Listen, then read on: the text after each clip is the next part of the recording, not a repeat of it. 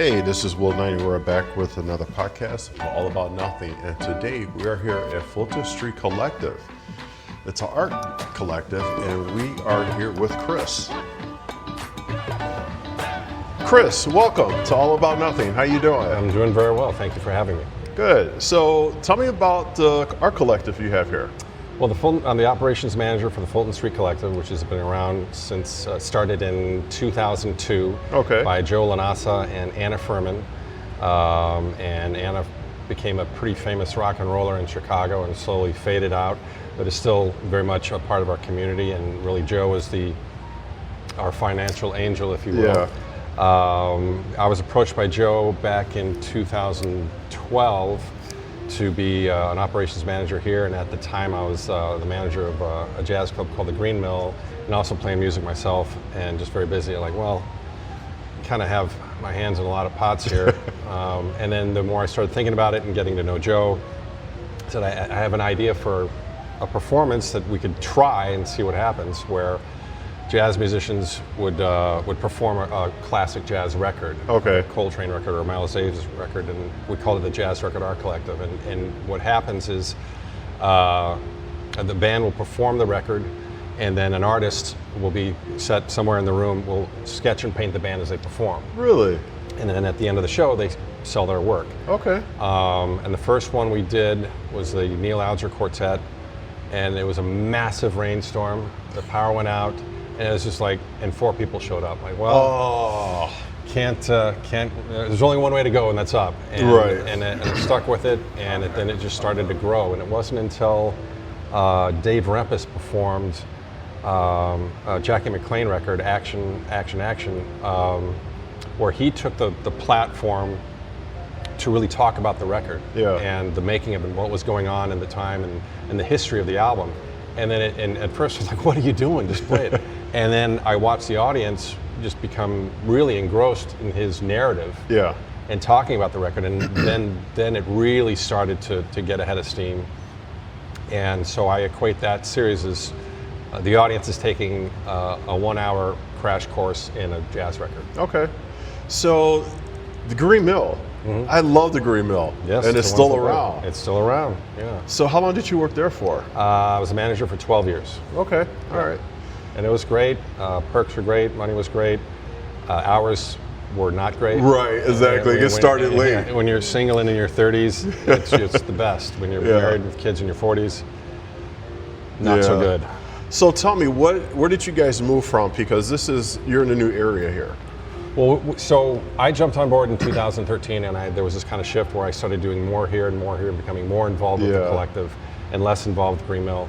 And then I, put all my eggs in this basket and really wanted to create a music program, a jazz program here, but also give artists more of an opportunity to, we're an incubator, but go beyond that to learn how to learn the business side of the arts.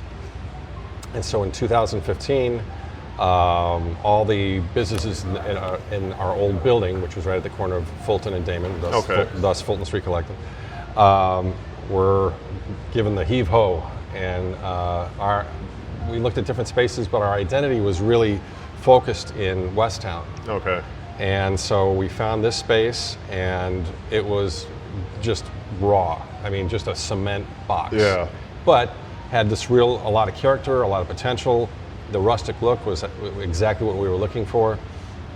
And so it was just a slow build. We built the lighting system, the sound system, scrounged together, at real estate sales for chairs and furniture. We got a piano, we got a drum set, we got a whole backline, and just incrementally we accumulated more stuff, but also more notoriety, and started more programming, more classes, and having more openings and more members. All right. So in this space, you have events. Yes. You were telling me you had an event here. We can see the drum set right here. Yeah. So what was spawned out of the jazz series was just just being a jazz club, if you will, but with a unique twist where a band will perform, or 2 bands will perform, and then we have an artist stationed on the stage left side of the room that will sketch and paint the band as they perform. Nice. And then in between sets, in between bands, and at the end of the show, they can sell the work that they created. Okay. and it's predominantly figure. And, it's funny. I'll look and see if there's any parents in the audience. Like, you got to paint that guy. Right, exactly. His parents are going to buy it. His mom is right there. Yeah, right. Yeah. Paint the drummer. Exactly. Yeah. Moms love their kids, Yeah, so yeah, yes, so- you have to get it. But then we also have collaborative art openings. We team up with the Westtown Chamber of Commerce for First Fridays, Okay. and that's where we usually pick a theme, abstract or Faces of Fulton or something like Right. that. And we'll have a curator. One of the members be a curate, or two or three members will curate, which is a tough gig. And our membership coordinator, Sarah Ditchman, will help out with that. And then we have the install, and then a Friday opening, and it's really a unique space to see music and to see art. Okay. So tell people where we're located at. We're at 1821 West Hubbard, the Hubbard Street Lofts, and we're on the third floor. We have our main gallery space on the third floor, as well as 8 studios, and then another 8 studios on the second floor. Okay. So how many artists are in the collective? Because the collective just can't be one artist. Right. We have 16 artists in residence, if you Okay. will, that they have studios that they have 24 access to do their work. And then we have about another 70 artists at large, basically, that are on our website and that we push and promote, and also have access to all the shows and access to showcase their work. Okay. And you have studios here, correct? Correct. And how many studios? 16 total. 16 total. Yeah. Okay. And I'm sure they go really fast when people are looking. Yeah, I mean, it's wavy. Sometimes when you're involved, we just ask for a month's notice if you're going to leave, Yeah. so we can fill it. And we'll post on Chicago Artist Resource and Chicago Artist Coalition and stuff like that. And the turnover rate is not very high, but when we do Okay. get a studio available, it usually goes pretty quick. Okay. So tell me about, how do all the 16 different artists work together, work independently on an art show? Well, they work independently. It's more when we do a collaborative opening, we will pick a theme, Okay. and the curator will get submissions from everybody. And then the curator's like, this is going to fit, this is not going to fit. And so, there's some hard luck sometimes. Like, Right, my right. piece didn't get taken. But, that's life. And I mean, Right. I think the key to the open, and we also do another series called 4 Walls, 4 Artists. So Okay. people will submit, the members will submit their work, and we'll either do a drawing or just pick, this is a good fit for this, and each artist gets one wall to showcase their Okay. work. So now my question is, what type of art? I mean, obviously there's paintings, there's ceramic, there's photos. All 3, yeah. All 3. And that's pretty much it. Okay. And you have different artists for all the. Yeah, there's a Mediums. Yeah, a multitude of different artists. Yeah. Okay. Who's your favorite artist? Oh, I like like all personally of personally or professionally. I think that there's a gentleman named Alex Perrier, Okay. Who does some really interesting work, and he does a lot of the figure painting during performances. Okay. And Julian Camacho, he's across the hall at Platform Studios. He comes and does some figure work. Ryan Miller, he was a jazz trombonist for a million years and then migrated to visual art, and is an incredible abstract artist as well as a framer. Okay. And Melanie Brown, downtown Melanie Brown, teaches art and comes in and does accompanies the performances sometimes. She does paints, brushes, figure. So I'm not an art critic. Yeah. I'm more of like, how do we keep this thing going? And, Yeah. and the object is we're an incubator to provide the platform for artists to make a living at doing their craft. Right. So tell me about the business side of this.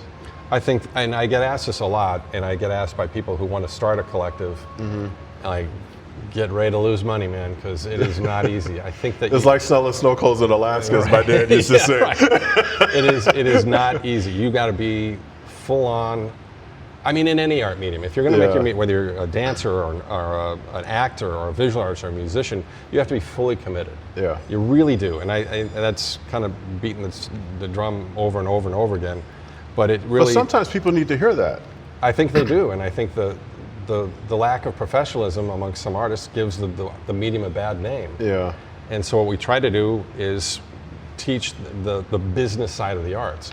You're not going to sell anything on your couch. Right. Get out there. And when we have openings, we need the artists here. And I say, you're on a used car lot. You're the used car salesman. Get on the lot, and if you see somebody looking at your work, walk up to them and say hello. Yes. Explain, this is my piece, and why you painted it, what it is, and what it means to you, and you might get a sale. Yeah. It's interesting. I was at an art show probably last summer, and I'm walking around, and you could tell the artists that were engaged and the artists were not. Right. And the artist was engaged with their customers, right, or the potential customers and clients, made the sales. Right. The ones who did not engage. You just said it perfectly. Yeah. Yeah. Because it's kind of like, I'm a photographer, so I'm always looking to take photos of anything. Right. Especially when I go on vacation. If I see a young lady walking down the street, I'll say, hey, I'm a photographer, can I take your photo? If I'm in New York, that's like a photographer's dream. Right, sure. Even in Chicago with the architecture. And the Loop and Michigan Avenue, it's just like, you could take photos forever. Right. But it's always interesting when you see someone and they're engaging with the client or the potential client about getting a photo shot or doing their artwork, selling their pieces. Like, they need to describe what they're painting and what the thought process behind what they did. That's exactly right. I mean, you're not selling a bag of peanuts or a radio, or you're selling a commodity that's very personal. Yeah. And that's going to probably go up in somebody's home or somebody's office. Exactly. Or somebody's studio. Because art is unique. Yes, it is, and it's different for everybody. Yeah. So the more engaged you are, I mean, we've had some openings where the artists don't even show up. I'm like, what are you doing, dude? Yeah. What are you doing? Yeah. So now you have to be here. Yeah. I'm not going to chain them to the tables. But like if they don't show up, then you have another artist right there. Yeah. So if they don't show up by 6 o'clock, another artist will have their stuff up in your place by 6:15. Right. Yeah. So it's just important because it is like very personal, and it's good to have that personal touch. Yeah. So tell me about the space. Like, what type of events do you do here? Across the board. I mean, going back to your question of how we make it work financially. Yeah. I think that any art gallery, we have live musical performances. We rent the gallery out for dance performances, for weddings, for corporate events, for recitals. Okay. The more diverse you can be with your space, the more opportunity you're going to have to keep money coming in and out. And you have to have these tentacles. You have art sales, you have membership, you have private events, you have ticket sales, you have, on and on, and you have donations. Right. And you have, when you have all these tentacles out, it works. When you drop 1, 2, or 3, then you're like, we're going to be a little short this month. Yeah. So and you really have to stay. It's a ton of work. I can't describe how much work it is, but it's the right work. And you're juggling 16 artists. Yeah. Or more than that. More than that, yeah. Just the artists that have residents, and you have artists that don't have residents here that participate in the collective itself. Right, and that's why our social media manager and membership coordinator, Sarah Ditchman, really helps out with that as far as communicating what is going on, what's needed, and what the next event is, and so on and so forth. What is your next event? Do you have any idea? Or should we give her a call? I mean, well, you can go to, we have live jazz performances, anywhere from 2 to 4 live jazz performances a week. Okay. And you can just go to our website, fultonstreetcollective.com, to find out where and what is going on. Active on social media. Instagram is the Fulton Street Collective. Facebook, Fulton Street Collective. We have a TikTok. I need to hand that off to somebody younger than me. Yeah. That's okay. But the musical performances, the art openings, the classes that we have. You have classes here. Sometimes we'll do paint and sip classes and stuff like that. Also, we've done business classes on how to make a living in the arts. Yeah. Somebody who's done well in being a visual artist can talk to the members like, this is what you got to do. What's interesting is I used to, and I still sell my photography as well, but what's interesting is a lot of people don't want to go to galleries. because galleries take so much profit Right. or percentage. That's news to me. But they, Can I have their names, please? but it's interesting because sometimes artists feel like, oh, they're taking too much money, too much money. Well, I think they do. I mean, and they, if you're, Yeah. it depends upon a lot of things. I mean, we're not Soho, we're not Right. Superior Street. So we're not going to be selling the big pieces and doing a Yeah. 50-50 split. So we're realistic where we do a 70-30 split. The artist will Okay. make 70%. We take 30%. There's no hanging fee. We Yeah. all do it collaboratively. But we also rely on the artists, like, get the word out. Yeah. This is your material. This is your Right. work. Let people know and be here. Yes, and you have 5,000 friends on Facebook and Yeah. 10,000 friends on Instagram. Right. Invite them Even to if you just get 5%. Right. So. Yeah, you have to get people to show up. Right. And- It's a lot of work. I mean, I think that with the pandemic, that was an interesting time. Yeah. And we actually did okay. We live streamed all of our shows and asked for okay. donations. And that was busy work. And I got to hand it to one of our managers, Jose Valle, who created the platform for us to do live shows and created to live stream our shows and created the YouTube channel. And it was like we were the only ones in town for that 2020 and into 2021 Yeah. doing live performances every night. Really? And live streaming and man, it was a lot of work. But it was because we didn't know if it was the end of the world. Right. You Right. didn't- Exactly. and I think when things started to open up, I think there was a misconception that people are just going to go out immediately and go nuts. And what the pandemic, I think, really taught people, or put a light on is, and I saw this in the mid-teens. You have these multi-million, billion-dollar companies whose sole purpose, their business model, is to keep you at home on your couch ordering stuff from them. Yes. And you saw that kind of rising through the teens, and then you saw people not going out as much. Then you Yeah. throw a pandemic on top of that, and you go like this. Yeah. Yeah. If I wanted to, I could order a steak, a gin and tonic, and a movie right now. It'll be there in a half an hour. Yeah. And anything. You can order Yes. anything. Yeah. And so that was really scary because in 21, 22, people didn't go out. They realized they can do whatever they want at home and have parties at home and watch movies at home and get hammered at home or whatever they want to do. Oh, yeah.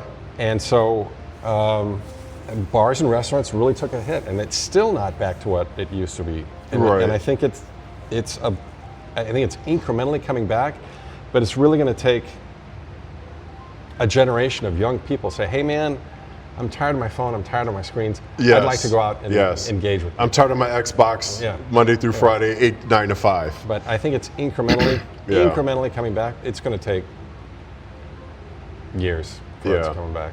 It's interesting because I go to art galleries, I go to different places, different venues, and I would say a couple months ago, not a couple months ago, maybe a couple weeks ago, I went to a rooftop party on a Sunday. And you see the tickets go from 24 to 42. I waited too late, so I went. There was nobody there. Oh. And it's just like, how can you raise tickets from $24 to $44? Right. I mean, people were there, but it wasn't enough to raise ticket prices. Right, yeah. And it's just the assumption that, you're going to come because now the tickets are increased is kind of like false advertisement, Yeah. And you have to get people out of their house, out of their norm to come out again. Yeah, and it's a challenge. I mean, we really have to hammer people over the head with social media. Yeah. This is what's going on, and come on out, But I have to say in Chicago, the festivals, the neighborhood block clubs do bring people out. Mm-hmm. They just don't want to go beyond their area or beyond their... Yeah, Chicagoans can be very neighborhood centric. Yeah, yes. This area, luckily we got in time in 2015. This area has really popped. Yeah. And in 20 plus years ago, you don't want to be near this area. Oh yeah, yeah. Yep. And it's really grown to have boutique galleries and event spaces and breweries, and it's a really lovely area of the city now. Yeah, I actually just passed by a place on the way here. like a block down the street and it says coffee. Yeah, And I was just like, what? I'm like, Sure, I need to check out this coffee shop Yeah, now. yeah. You know? Yeah, and you know, there's a lot of. I just hope that the businesses that have been here for decades Yeah. are able to hang on. Yeah. Because that's important. I mean, coming from somebody who's managing a company that got displaced, Right. the amount of stress that can cause and the expense that it can incur can be Oh overwhelming. yeah. Moving is expensive. Just a tad. Yeah. Yeah, just a little bit. Yeah. So let's go back to the collective. So you have female, males, art collectives, and artists in this gallery. Sure. What are some of the works that they do? I mean, like for an example, one of the artists, Tom Huddleston, he's here almost every day doing work in his studio. Okay. He has different projects. He'll get different commissions to do different things. Yeah. And so there's a guy like that. Then there's Sarah Ditchman. She's a ceramicist, and so she chooses to get ideas and build different items and put them outside her studio, because we do get a lot of foot traffic. And that's a sidebar here. So we do a lot of private events, Yeah. like I said, and I'm very cautious and careful of who I rent the place out to, Right. to make sure it doesn't turn into a ESPN night. And so the attendees, I Yeah. give them access to the studio area so they can walk around, take a look at the artwork, and that's another way to get more eyes on the work and generate more purchases Yeah. and more income. And so she has a whole shelf of all her work out there for people to see, and the smart artists, and that's another thing that we hammer home. If you have stuff in the gallery or in the hallway, get it labeled. Yeah. It's got to have a label on it. I've had so many times where somebody will take a look at a piece and there's nothing on it. They show you a photo and like, do you know who this is? Like, And this no, is like, I don't. And I want to say to the artist, you had somebody interested in your piece. And Yeah. all you had to do is just put your the smart Put your artist- card down there. Yeah, put their a card. Put or a even QR code. A QR code, and then just have the your Zelle or your Yeah. Venmo, whatever, ready to roll. And the smart artists do that, and the artists who are making a living at the craft do that. Yeah. It's not a mystery. Right. Right. It's not luck. It's Yeah. professionalism. We'll drop it off within 15 miles. Yeah, yeah. You know, Yeah. of here. You know. Yeah, we've done deliveries all the time. Yeah. So, you have any good stories you want to share? I think what has been a big thrill to me is just to see young artists develop and hone their craft and make a living at it. We had, we have an internship program, and one of our first interns was a photographer named Rebecca Cypress, and to watch her really take advantage of the amenities that we provided and the opportunities. And she was, starting to do photo shoots here and build this little photographic company. Yeah. And now she lives in New York and is doing great. Oh my God! And nice. so it's That's a success story. yeah, That's and great. So those are, Yeah. I mean, that is, and that's all her hard work. Yeah. We provide the tools. You take it from there, and we will Yeah. guide you and help you and incubate you. But the bottom line is, it's your ass on the line. If you want to make a living at this, you got to bust your ass. Do you know if she has a gallery in New York? She's an independent photographer. Independent photographer? Yeah. Because I'll be going to New York in a couple weeks. Look her up and tell her I said hello. I will definitely do that. Yeah, I will try my best. Sure. But Yeah. and on the flip side of that coin, also to see the young musicians that come in, the young jazz musicians. Yeah. And that's the platform that I really wanted to stick to is, if you're a college musician and you're 20, well, where are you going to play? Right. Your house.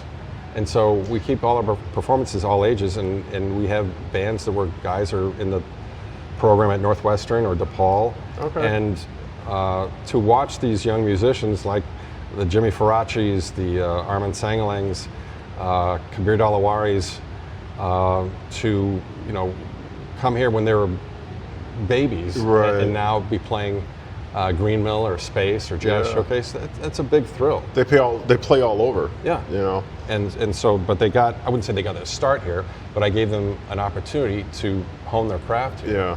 And present their music to people. Yeah. And it's a lot different to play in front of your class or on campus, and then playing in a club or a gallery where people are on top of you. And they're not paying attention. They listen to the music. Yeah. They're talking to their friends. And you got to not just play the notes, right? But present a performance and engage with them. And I've seen some of the younger ones, come in and just play the music. Like, this looks like torture to you, man. Yeah. Talk to the audience. Yeah. You are the performer. They're here to not only see you play, but to hear what you have to say. Right, exactly. It's interesting. I go to a couple of jazz and blues clubs here in Chicago. And what's the most interesting thing about it is I'll go with friends. I'll go with some of my longtime friends that bring people in town to the good music. And it's interesting because we'll have a beer, we'll talk, and then once the good music or note hits, this is like, hold on for a moment, I want to listen to this. Right. It's just like, hold on, this is good, I mean, that was the contrast where Green Mill is an amazing club. It's also an amazing place to have a drink. Yeah. And, but it gets super rowdy. Yes. And so the owner wants, rightfully so, the crowd to be quiet during the performance. But there's this balance where there's the desire to have a frat party with all the drinking. Right. And the amount of drinking, and then having those people treat the place like a museum, and that creates a lot of tension. Yeah. And that's why the managers and the staff have to literally shush people. Yeah. And I wanted a place where as soon as you walk in, you don't want to talk. You want to look at the artwork, you want to listen to the music. And then at the end of the performance, then you talk and engage. Yeah. It's interesting because I used to go to the Green Mill sometimes at 11, 12, 1 o'clock in the morning, and I'll just have a beer or sit there or have a cocktail because it's like, okay, I need to think. Mm-hmm. And I do my best thinking outside of my house. Sure. Yeah. On the way here, I know I was coming here, I was listening to a podcast, and it was interesting because all of a sudden I started making notes. Right. Hey Siri, can you make a note of this? Yeah, hey, can you make a note of this? It's like, Sure. because that's where I do my best thinking is outside of my house and going places or listening to good music or listening to things that just kind of brings things to your idea. Well, I mean, I've been living in Chicago for 30 years, and this is not to sound like the old curmudgeon, but you went out every night. Yeah. And there was always something to do. It's -10. Who cares? Right. Put on a jacket and go. Exactly. And now I think there's so many challenges to having a live entertainment entity, no matter if you're a dance company or a gallery or a bar that has live music. The news media just catastrophizes the weather. Yes. It's going to. Well, that's 100% of their profit. Is the weather. Just let's go. You got to stay home tonight because it's snowing. Not telling the audience whether you can get a jacket or boots. And people do it every day. This is Chicago. Yeah. We go. Cold. It gets cold. And, and I don't think they realize that there are artists, that there are actors, that there are bartenders and musicians and maitre d's and waiters that depend on people going out. Right. And when you scare people because it's going to rain, it just sucks sometimes. But you hold events here in the winter all year round. All year round, yeah. Okay. Usually I take a break from live musical performances from mid-late December to mid-late February just to recharge the battery. Okay. Also, people aren't really going out at that time, and it's good to have more of and I'll shut it down the week before and the week after the 4th of July. Yeah. Around Labor Day, around Memorial Day, just to give it more of a heartbeat and not be throwing stuff down people's throat every night of the week. Yeah. Okay. So we're going to be wrapping this up soon, and I want people to know that please like and subscribe to All About Nothing podcast. And I got a question for you to wrap this up. If you had a piece of advice to give to young artists and to pass it along, what would that advice be? Be engaged with the community, whether you're a musician or an artist or a dancer or an actor. I've seen so many people involved in the arts get work in the arts from frame of reference, from knowing someone in the community. And you're not going to make it on your couch or in your room or in your studio. Get out, meet people, engage. You are selling yourself. Yes. And if nobody knows who you are, you ain't going to sell yourself. I used to, my old boss always told me, collect people's cards. Yes. This is in the day where everybody had cards. Right. Collect people's cards.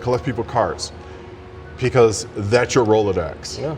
So when you want to do something, or you start your own business. Now you have a Rolodex of 150 people you could send out to. Right. Maybe 150 people are not going to show up, but 50 will because they know you. Right. And also get a website. You know, go on create your own website. Just have a frame of reference. You know, build up that social media, build up your website, and engage. Get out there and do the grunt work to meet people. And I guarantee you, it will serve you well. Yeah, okay. So we're going to wrap this up. We're going to actually walk around, take some video footage of different artists and artwork and go from there. Sounds like a plan. Thank you very much for coming on All About Nothing podcast, and we'll talk to you guys later. Thank you very much for having me. No problem.